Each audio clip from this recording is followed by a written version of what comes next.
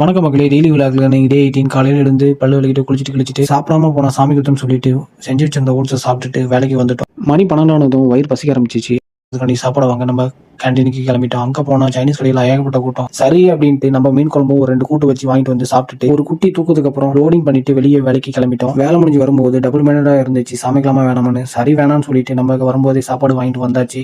வந்த உடனே ஒரு காப்பி போட்டு குடிச்சிட்டு ஒரு வாழைப்பழத்தை முழுங்கிட்டு பக்கத்தில் இருக்க பார்க்குக்கு ஹாப்பியாக போனாலும் காலு கடற்கடன்னு ஆடுறது எனக்கு மட்டும் தான் தெரியும்.